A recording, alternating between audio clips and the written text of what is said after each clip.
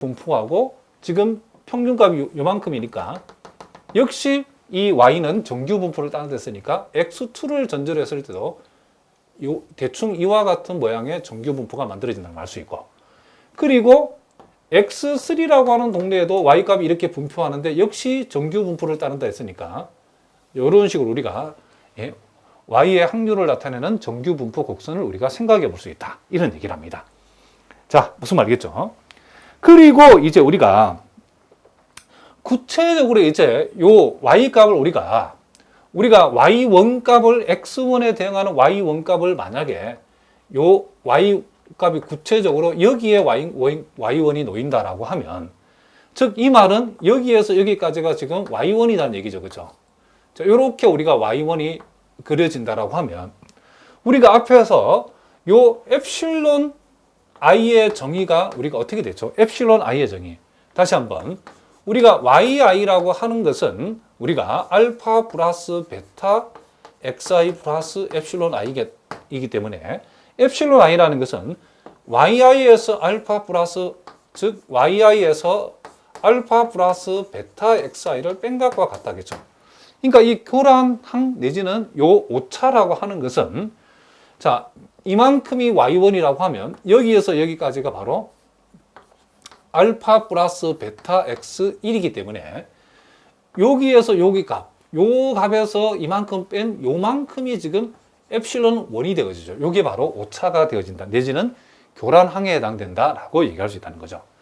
그럼 이렇게 했을 때 요 값이 지금 뭐가 된다? 자, 플러스 값이라고 우리 얘기할 수 있겠죠.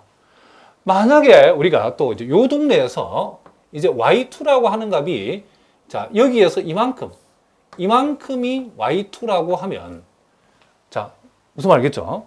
지금 여기에서 이만큼이 알파 플러스 베타 x2이기 때문에 y2에서 이만큼을 뺀 차이가 요만큼이죠. 요게 지금 요 부분이 요만큼이 바로 여기에서 여기까지가 바로 엡실론 2인데 요 값은 y2에서 이만큼을 뺐을 때 요게 마이너스로 나타난다. 오차가 이제 플러스가 되기도 하고 마이너스 되기도 하고, 이런 식으로 우리가 오차를 우리가 이와 같은 그림을 통해서도 우리가 확인해 볼 수 있다, 이런 얘기를 합니다. 자, 무슨 말인지 아시겠죠? 자, 여러분들이 그 책에 봤을 때 이와 같은 그림이 그려졌을 때 이와 같은 그림이 왜 나왔는가를 여러분들이 한번 잘 이해하셔야 된답니다. 그러니까 모회기선이라고 하는 것은 x를 전제로 한, 이 말은 요 x1, 여기 말하면 x, 구체적으로 x1이든 요 선에 y값들이 놓이는데 이 y값들의 평균값, 또 x2를 전제로 했을 때 y값들의 평균값, x3를 전제로 했을 때의 y값의 평균값, 이런 평균값들을 연결해서 만들어내는 일종의 궤적, 구체적으로 해서는 직선이죠. 그렇죠? 이와 같은 직선을 우리는 모회기선이라고 우리가 이해할 수 있는데, 이것은 x 변수값에 따른 평균적으로 기대할 수 있는 y값들, 즉 x를 전제로 했을 때에 우리가 생각할 수 있는 y의 평균값이라고 여러분 생각하시면 된다, 이런 얘기를 합니다. 자, 무슨 말인지 아시겠죠? 자, 지금 우리가 기본적인, 그쵸, 이런 용어들, 의미들을 우리가 살펴보는데, 우리가 본격적으로 어려운 내용들을 여러분 공부하기 전에 이런 기본 용어들을 여러분들이 잘 알아두셔야 된답니다. 자, 그 다음에 이제 우리가 표본 회기선, 우리가 샘플 리그레션 라인이라고 하는데, 이걸 우리가 보통 약자로 SL, 요 놈을, 자, SRL이라고 이렇게 우리가 쓰기도 하고, 또는 요걸 표본 회기 함수라고 우리가 적어서 요 SRF라고도 이렇게 우리가 표기가 한답니다. 자, 어쨌든 요것은 이제 y hat 이꼴 알파 hat 플러스 베타 hat x로 나타내는데, 요 알파 hat, 베타 hat이라고 하는 것은 우리가 앞에서 봤던, 그쵸, 우리가 단순 선형, 그쵸, 회기 모형에서 봤던 요 알파 값, 베타 값의 추정값이라는 것도 여러분이 알아두셔야 된답니다. 자, 그럼 여기서 우리가 이제 중요한 것, 우리가 요 잔차항 내지는 회기 오차라고 불리우는 요 EI를 우리가 생각해 볼 수 있는데, EI는 어떻게 정의되냐면 Y 값에서, 그쵸, Y 햇을 뺀 값을 우리는 잔차항 내지는 회기 오차, 그냥 간단하게 그냥 잔차라고 우리 부르도록 하겠습니다. 자, 무슨 말이겠죠? 우리가 보통 그러니까 우리가 오차 내지는 교란항을 보통 우리는 여기서 엡실론 i라고 표현하고 우리는 잔차를 지금 여기에서 ei로 표현했는데 책에 따라서는 요것을 ui라고 표현하고 요것을 ui 해시라고 표현한 책도 있는데 의미는 같다는 거 여러분 꼭 알아두시기 바랍니다. 자, 그러면 우리가 yi 이꽃 알파에 플러스 베타 햇 xi 플러스 ei라고 표시를 하면 요걸 우리는 뭐다? 표본 회귀 모형이다. 그러니까 우리가 단순 회귀 모형에서 우리가 살펴봤던 것하고 요거 비교해 봤을 때에 이제 알파 베타 값을 추정한 값을 여기에 가져오고 그리고 우리가 오차 대신에 잔차를 여기다 표시한다는 거 외에는 크게 다를 바가 없죠. 자, 그러면 우리가 모회귀선하고 표본 회귀선을 우리가 여기에서 한번 비교를 한번 해보도록 해보겠습니다. 자, 우리가 자 3.xy, yi 여기 있다 치고 요게 지금 모회귀선이고 요게 보다 표본 회귀선이라고 했을 때에 자 우리가 한마디로 말하면 여기에서 여기까지는 바로 yi에 해당된다는 사실을 우리가 알 수 있죠. 그렇죠? yi에 해당되는 거. 자, 무슨 말이겠죠? 그리고 이제 요 모회귀선, 자, 모회귀선의 요 지점, 그리고 지금 표본 회귀선하고 요 산점을, 요 xi를 연결했을 때 만나는 값을, 요 값을 우리가 생각을 했을 때에, 자, 요렇게 우리가 생각해 볼 수 있죠. 그랬을 때에 우리가 우리 앞에도 얘기했지만은 우리가 이 yi라고 하는 값에서 이만큼, yi에서 이만큼, 자, 여기에서 여기까지 길이는 뭐죠? 지금 요 놈을 얘기하는 거니까 요게 알파 플러스 베타 xi죠. 그러니까 yi에서 이만큼에서 이만큼을 뺐다라고 하면 여기에서 이만큼이 되는데 이게 뭐죠? 이게 바로 우리가 알고 있는 앞에서 봤던 오차에 해당된다는 것을 알죠. 엡실론 i죠. yi에서 알파 플러스 베타 xi를 뺀 것이 지금 엡실론 i. 자, 이거 다시 한번 적어 보겠습니다. 뭐라고요? 엡실론 i에 해당된다는 것을 알 수 있고, 그 다음에 이제 우리가 여기에서 여기까지의 길이는 뭐죠? 여기에서 여기까지 길이는, 여기는 우리가 여기서 yi 햇에 해당된다는 것을, 그죠? 표본 회귀선으로부터 알 수 있죠. 그러면 yi에서 yi 햇을 뺀 만큼이 뺀 것은 바로 여기서 여기까지죠.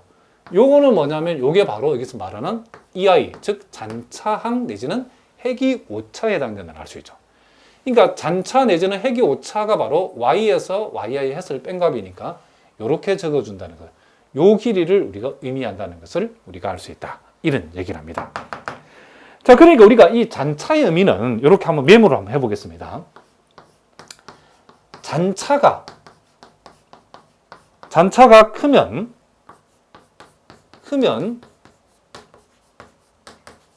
모형의 적합성이 그쵸?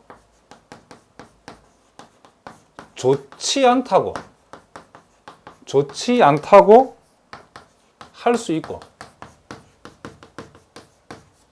잔차가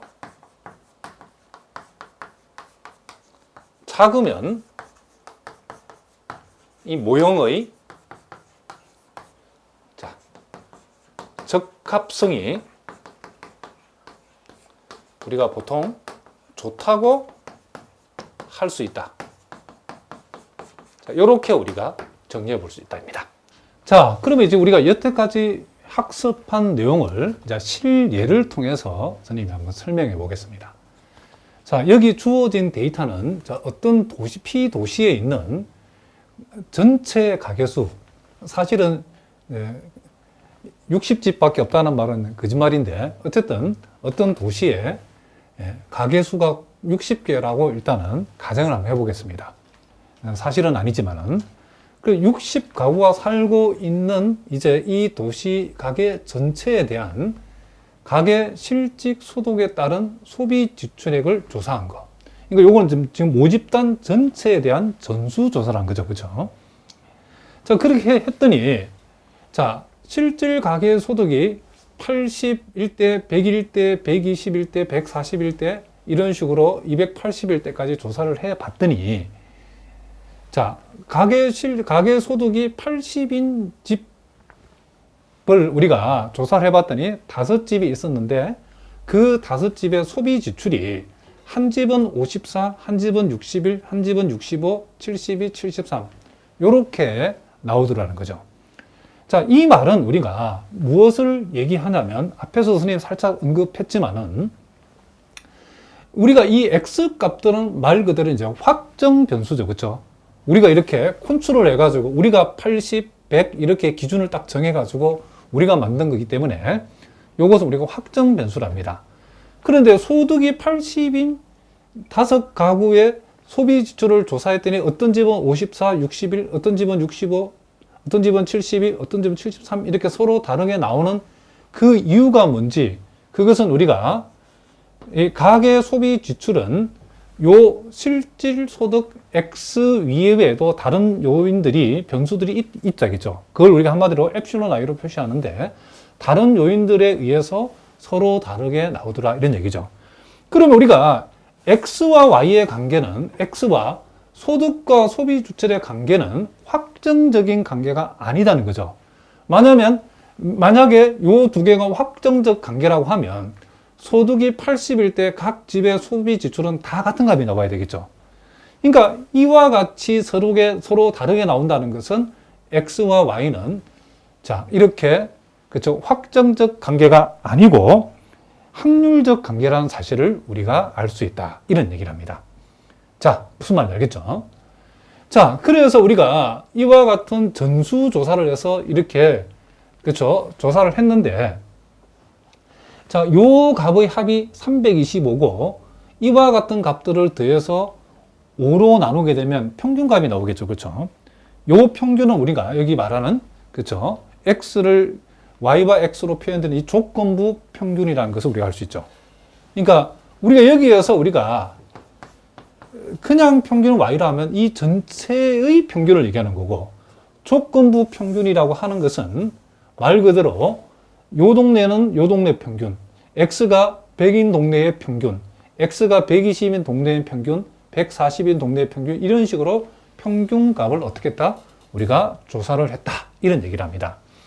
그러면 여러분들 여기에서 우리가 자, 우리가 소위 앞에서 모회기선을 우리가 보통 이 모집단 회기선, 줄여서 모회기선이라는데, 이 모회기선은, 자, 요 X의, X를 조건부로 하는 요 Y의 기대값, 조건부 기대값 내지는 조건부 평균을 우리가 나타내는 거라고 얘기할 수 있겠죠. 요걸 우리가 알파 플러스 베타 XI 이렇게 표현한다고 했는데, 여기에서 이와 같은 요 선의 요 함수의 의미는 바로 X가 80일 때에 요 조건부 평균 65, 100일 때에 77, 120일 때 89, 이와 같은 값들을 요 회기선이 만족하는 선이라는 것을 우리가 알 수 있죠. 그러니까 조건부 평균 값들을 우리가